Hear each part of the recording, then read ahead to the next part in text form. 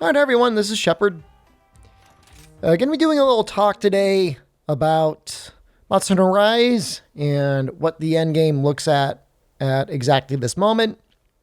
There's going to be some mild spoilers for some endgame monsters. You're going to see Gosharog, and then you're probably going to see a list of items from monsters at the end. So if you're really sensitive to spoilers, just a little warning about that before we get started.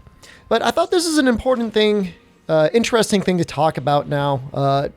Obviously, within the context of, there's still a lot of game to come out, right? So we know for certain end of April, hopefully, we're going to be getting a title update that's going to release some more monsters that will be worth a lot of points, and also have equipment that, presumably we'll probably want to end up making. But I just kind of want to talk about my feelings about Monster Hunter Rise and where it stands right now in terms of, what is there to do at the end game. So I guess maybe the first and most obvious thing to talk about, the thing that everybody really obsesses over, is getting enough materials to fuel your talisman furnace. So when you're first starting off, if you didn't know, when you get towards the end of high rank, you get the ability to meld for specific charms. I'd say the first goal for everybody really should be to just try and get themselves a weakness exploit one talisman. A weakness exploit 1 is really handy. It really makes it a lot easier to make more powerful sets. But once you've gotten that one, the targeted melding isn't really that good anymore. Doesn't really give the highest powered talismans in the game. So then you have to go into, I think it's called Moonbow melding. Basically, you get 5 completely random decorations, and obviously those things could have weakness exploit, or they could have barely anything. Recoil down 1. You don't know. And so, the main thing is for people is there's one boss, I won't say which, but it's one of the end bosses that gives you a ton of materials that are great for points. And if you fight that monster, you're basically guaranteed to always fill out the Moonbow every time. Second option is Rampage quests. Rampage quests just like rain tickets down on you, and they're excellent meld fodder. And those are both fine. And if you like doing both of those quests, you are never going to have never have an issue, that is, getting enough fuel for your talisman grind. So I think putting that first and foremost out there, as long as you're okay with doing those at least periodically, your fuel is going to be going basically nonstop. The issue is of course, it's only been basically a week since the game came out. There's already memes and people already complaining like, I don't want to fight that monster anymore. I don't want to do the rampage anymore. And so what I thought I'd do, we're already like 3 minutes into this video, well into this hunt against Gosharog, is just do one. It's not necessarily random. Gosharog does give a lot of materials that are worth a lot of points, and just see what happens if we were to go into the melding pot and just see what happens if we just melded all of the materials we got from him. So let's just say, we're tired of doing rampages, we're tired of doing the other monster, and we want to do just, have a little variety. So whether it's Goss or really any other 7-star, if we're assuming that they give roughly the same amount as him, what we might get. Of course, one thing to point out is I have 1 Thief Cat. I think if I had 2 Thief Cats, this would be even easier. Goss makes up for a little bit. His little ice chunks are worth a lot. Second thing is obviously talismans are a big part of the game. They're not the only thing though. There's a number of armor pieces that require, rare drops from monsters.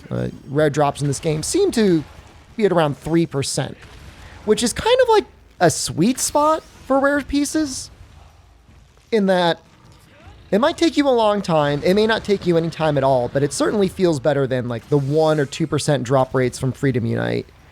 And, again, I've heard a number of complaints like, it's so hard to get this thing, or it's so hard to get this other thing. But, if you've ever, assuming you've played quite a bit of Monster Hunter World, and I would assume basically everybody who played this game at least played a little bit of World, if not a lot of it, as well as Iceborne, you knew that if you did silver or gold box investigations, they threw the rare drops out like candy, which, was satisfying in the short term. You'd pretty much be able to make your armor and your weapon, almost guaranteed within, at least an hour or two. But then once you made it, and especially given the design in Monster Hunter World and Iceborne, there really wasn't much else that was really necessary. The game had a real issue of releasing weapons that just felt better than anything else and armor that was better than anything else. That does not seem to be the case so far in Rise, so not only will there be quite a bit of an incentive to make a fairly wide variety of armors, while there is a crit boost meta out there that works extremely well against many, many monsters, there's still a lot of monsters that weakness exploit doesn't proc off of, or that just takes so much elemental damage that it's almost silly to just completely ignore element whatsoever. Especially given a lot of the single slots, a lot of armor pieces have single slots. So when you compare the amount of extra damage you're getting from crit boost for most weapons compared to, being able to get like element up +5 with even relatively mediocre element, I think the line starts to blur a little bit on outside of everything except for maybe like Greatsword. Something else like that. So, as it is so far, I can say I'm fairly happy with the state of the game as it relates specifically to, weapon grind and armor grind. Talisman grind is maybe really the only issue I have. And we're going to probably be finishing up this quest in the next minute or so. But I think as long as we're able to like solo hunt at least any 7-star or greater monster, say the next update gives us 8-star, and between all the materials we get from the shiny drops, from capture rewards, from stealing, things like that, as long as we can max out a Moonbow melding, I think I'll be pretty happy. Okay, so Gasarag is done here. You'll note we did a lot of, I think we got 2 Wyvern rides, which gives a decent amount of shinies. Capturing is fine for rewards. It certainly shortens the time to wait.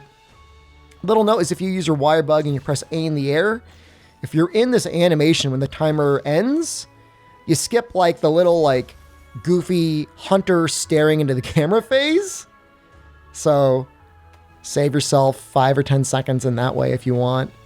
I'm scrolling through all the items so that you can see them. We're going to, through the magic of video editing, skip ahead.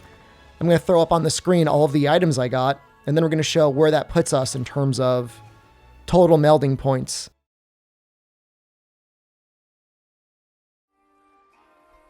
Okay, so here we see tallied up that, including the rare we have 650 out of the 750 points that you would need in order to max out the pot. So you can look at this 2 ways. You can look at that and go, hooray! You basically max it out by fighting a rarity 7 monster, and that's more or less true.